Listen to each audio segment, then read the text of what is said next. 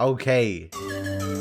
Fellas, had a bit of bad news for LoR recently, but it's been a popular request to go through and rank all of the LoR exclusive skins.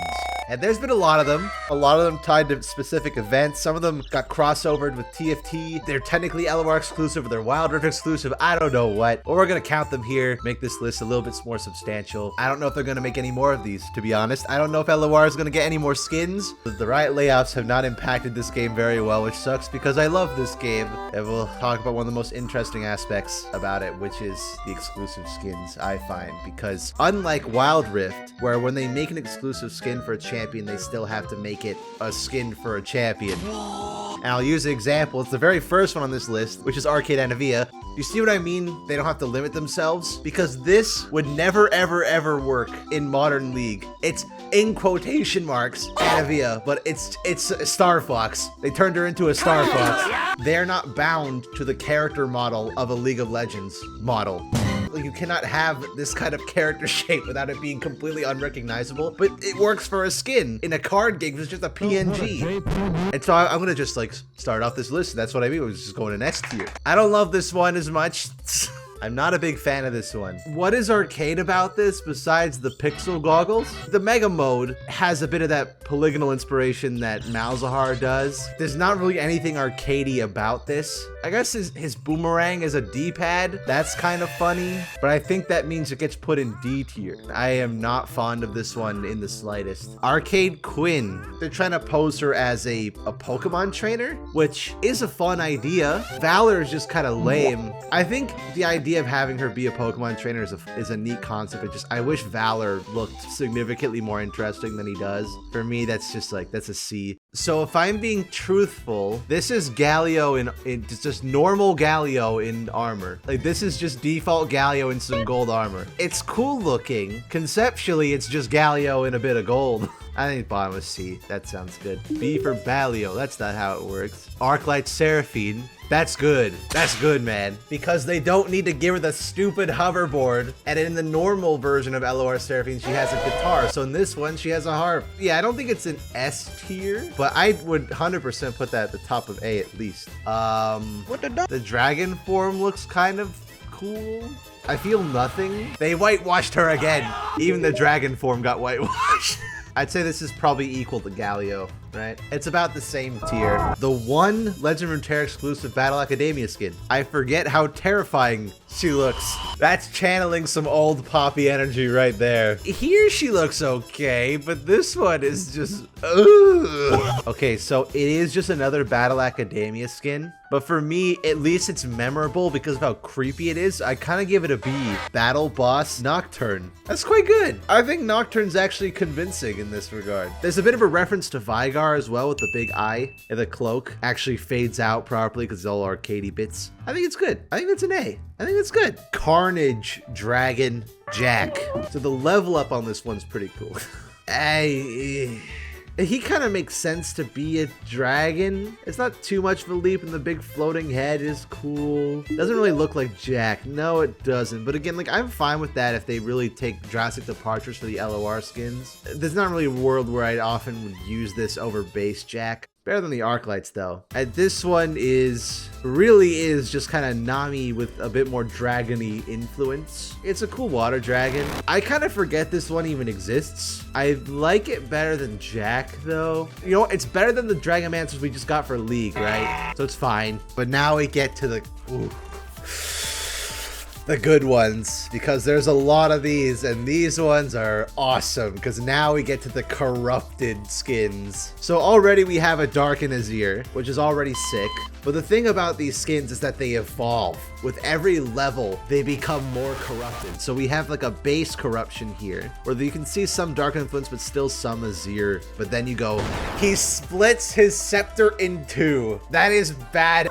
Because again, you couldn't do that in base League. It's only something Runeterra could offer. So not only does level 2 split the scepter in two, and he's clearly becoming even more darkened, but then level 3, the scepter morphs into him and becomes these two snake heads. This is awesome. Yeah, Azir is an easy S. Easy S tier Azir skin. Then we have a bit of a weird one, and I say it's a weird one because this is the level 1 art, and this is level 2, which I think they mixed it up by accident because she doesn't look as corrupted here, and she's clearly falling from the sky and then lands, and now her arm blade is melded into her arm. I feel like they mixed it up by accident, so this is the earlier version, and then you get the final version here. I do like the arm blade. That's cool. Bit of Nightmare Tryndamere there. The weird thing about Diana and Leona is they refuse to darkenify their face, so it kind of just ends up pulling a Kaisa a bit. Just be grateful they have masks. I don't think it's as good as Azir by any stretch of the imagination. I think it's still an A. Maybe high B. High B feels more appropriate. One thing I like about these corrupted skins is you can see her armor is kind of melding into her a bit. They didn't change her face. It's still normal face. The crown is awesome though. Like, look at her weapons. I think she looks significantly better than Diana. I think that's an A. Marasmus. They're still fighting each other, but I guess that was like Zolani's idea, was that they would destroy Shurima in their battle. I think it would have been cool that the Dark and Corruption would actually have them team up. It looks kind of cool here, and then they said, hey, remember Infernal Nasus? Let's do that. Then he just goes full Cerberus, and then it goes to boom, just clobbering Renekton. I feel like the level 3 is so over detailed, it becomes a little muddy. Am I crazy? I was crazy once. But it's still good. I like this one quite a lot. I think that's an A as well. Cooler Nefiri. Pantheon winning the world record for being corrupted. This is what, his 3rd time? I really like that they're making so his helmet is melding into his head. Again, have the armor become a part of their body. That's how the corruption works. And this one's pretty cool too. I think the helmet design here looks better than this. This one looks a bit too crazy. Was the Speedo? Yeah, the Speedo is a little weird on that one. I think it's an A still. This is a skin I have wanted to exist for so long. Like, Darkened Renekton is so obvious. I like how you can see the corruption underneath his skin, like it's bursting out from under him. But then you get the split jaw, and not just split jaw, like split down his entire body. This is one of the coolest artworks I think that has ever come out of Runeterra. You can still see parts of normal Renekton with his green skin, but it's like the darkened corruption basically burst from the center of him and split him open. That's so cool. This is the one I would love to become an actual skin in League the most. That's an easy S for me. Oh, this one's sad. You can see the corruption starting to take hold of him, but it's this one. Dude, he's crying.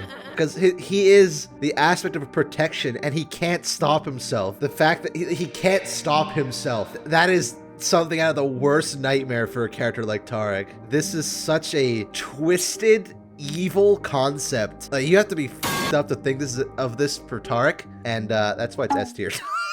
Let me get a weird one. I think Xerath might be the weak. I think that's a C tier for me. However, this one, Corrupted Zoe. The thing is, if this happened in lore, it's done. Runeterra's over. Like, that's Zoe can do this. She don't need no darkened powers to do that. She can just do this if she wanted to. For the funny. For me, this is an easy S. I think actually conceptually it's better than Azir. The idea of turning her hair into this crazy cosmic destructive being is insane. I think that's awesome. This was one of the very first skins added to the game, but it is just another cosmic skin. There's nothing to distinguish that this is Riven at all. If you removed her sword, could you tell this was Riven? So I think that's a D. And then we get Cosmic Zephyr Yasuo. I think it looks a bit better than Riven, because at least you can tell immediately that it is Yasuo. This one's more like a low C for me though. Then we get a really good one. I mean, it already looks pretty cool. Oh, that's pretty sick. Again, another example where they could not do this with the base Janna because her model's so clunky and awful. The level 1 is fine, but the level 2 is... This is some owl beast, ancient primordial creature. This is awesome. That's an S tier. Another Shyvana one. I like the black hole in the center. The thing that gets me about this one is the dragon. Not a fan of this dragon. Not a fan. That is way too human shaped for my liking. It's better than Riven though. See, I think this is the rare exception where the skin line that actually works for Zed. Zed has kind of a problem where most of the skin lines they put him in, he just doesn't feel like he fits. Kind of feels like he fits here. The planet-sized shuriken's a little goofy, but you had to give him shurikens, I guess. I think that's a B though.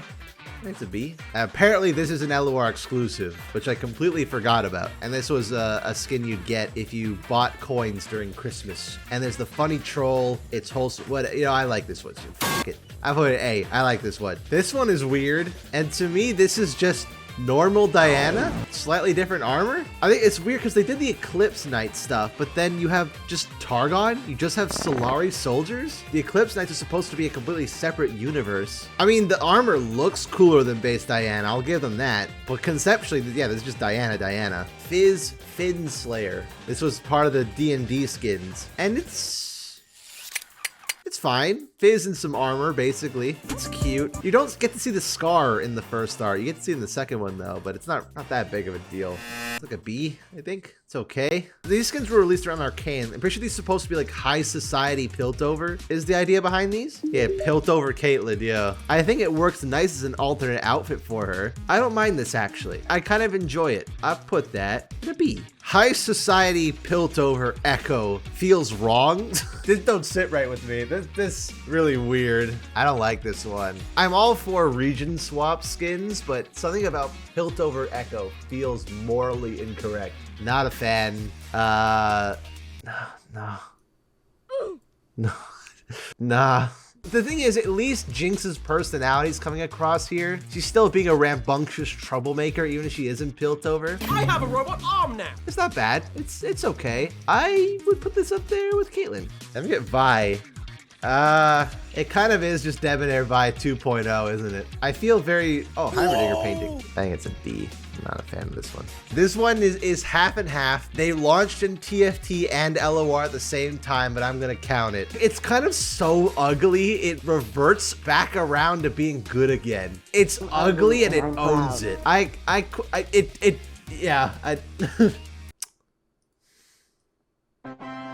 That's a good Zig skin. Ill beats Ilawi. S for that's my... I think Ill beats is an S as well. Fits her really, really well. Yeah, that's such a good pose. This just works. Infernal Cannon's not even exclusive. Why have I put this in here? This isn't exclusive at all. This one is, though. Thematically, for me, I think it looks cool. Is it very interesting? No, it's kind of just another Infernal skin at the end of the day. I like it more than these, but it's better than this. Yikes. This is so lame. It's just Swain on fire. This sucks, man. Bada bing. Oh my God. God. Jazz Bard. Do I put it above these? I feel like conceptually these corrupted skins are better. Fuck it. Lunar Eclipse Neela. And this is kind of cool because there's Coven Neela, and I was so confused when this happened because wait, why are you doing this? So this and Coven Neela are the same person, but the lore is in normal League, she has Ashlash bottled up under her control. In this one, it's the old god she was serving. She bottled up the old god and distanced herself from the Coven Order and joined the Eclipse Knights to fight the witches. That's really creative. I think visually it doesn't distinguish itself too much from the other Eclipse Knights, but conceptually, I think that's really clever. Another fantastic one. Turning his gun into a violin. Yep. It's such an obvious thing to do, but they pulled it off. Oh, this art, dude. Whew. Lee Sin. I found this one funny because do you guys remember when they had set 9 of TFT and they had the legends option where you could pick a specific champion? It's just Lee Sin in different clothes. It pretty much is. I find this one really lame. So this is nothing special about this. I think that's like a D. This is a good one. I think the Nami one's definitely my favorite because she's supposed to be the healer, right? I know D&D rules. It's this facial. She's so surprised. Like, did I win? It's a very different look for Nami as well. I really like this one. I like this one a lot. That one's like a high A for me. Okay, this one might be heresy, but I feel like the old god aesthetic has kind of run its course. I personally would never ever use this over normal Elder Dragon. I think normal Elder Dragon definitely has a lot more storytelling in his own design. This one, I don't really get anything beyond this. Is just another version of Malphite. I put it next to Pantheon. It's in the same boat for me. I'm not usually a fan of these skins. I mainly like this one because they include the other Reckoners. You got Shiraza and Kano over there. You got the Minotaur Reckoner. It's just buff Draven in a Speedo. It's a negative design almost. Yeah, the splash art is what makes it fun. As a design, it's just Draven in a Speedo. So it's like a C. We have Pulsefire. Shut up, man. Pulsefire is another skin line that I feel has definitely run its course as well. Too many colors on this one. It's a bit messy. Though I do think Akshan works in this universe. I don't think the design is fantastic, but Akshan going on time heists, that fits him. I think that's probably here. That's about right. And then we got a Felios. He also works for this skin line, making all the cyber guns, Robo Aloon. It's kind of cool. His actual getup is a bit strange, though he looks a lot more different from the other Pulsefire skins, so I kind of give it credit. I'm bottom of B. Oh, I forgot. Jin can do no wrong. How could I forget? Jin can do no wrong. Correct me if I'm wrong. In this skin line, Darius is the dungeon master. That's the idea, is that he is the dungeon master, that he's trying to get everyone to play by the rules. And then he gets fed up and he's actually the final boss as well. If you zoom this out, it kind of do just look like normal Darius. Like, the concept is fun. I like the idea of Dungeon Master Darius. It just doesn't feel distinct enough from his base version. It's fine.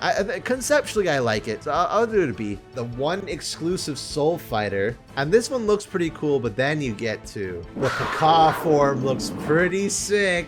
And she fits the Soul Fighter universe very well. I mean, the newer version. I don't know about the classic, admittedly, but yeah, that's an A. That's good. Star Eater Aurelian Soul. And again, another example of not being bound to A Soul's proportions. It is weirdly a bit redundant. It is another Cosmic Space Dragon, but he looks so different to base Aurelian. Still has the opening star.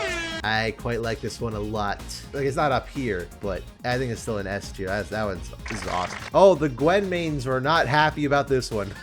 The Gwen mains were very, very upset about Star Guardian Gwen.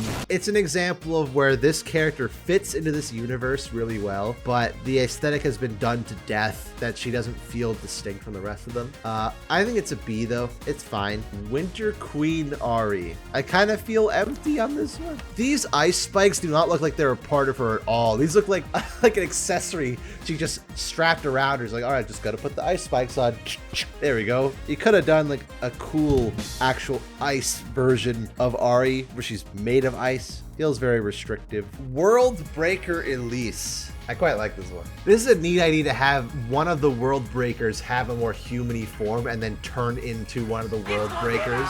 Aztec mecha. Kinda, yeah. Spider form looks cool. It's a big Aztec looking spider. But the human form looks really, really nice. I really like the bright, glowing red hair mixing in with the tattoos on contrast with the blue skin. Weirdly enough, the spider form brings it down because it's just like it's a big Aztec spider. It's fine though, but I think that's an A. World Breaker Malphite. Yeah, it doesn't go hard enough on the Aztec. It's just, they turned Malphite from a big brown rock to a big blue rock. You just kind of changed the color of what Malphite is and put a little bit of armor on him. Yeah, yeah, this one is easily one of my favorites too. This is great. Just the old man, and then he, boom. Oh, baby. Druid Wizard Zillion. It's something I never knew I needed in my life, and then there it is. That is awesome. Yeah, like, imagine if Zillion had this actual skin in League. I say that like it wouldn't look horrific on his model. Give him an ASU first. This is an easy S for me. There's like an even split of skins that are just kind of fine, but some that are really great. I think LoR, again, can really take the opportunity to not be restricted to what the character model in League of Legends is, and they can go beyond that. They can really go crazy in some of these, and I hope they do more like that in the future, if there are any more of them.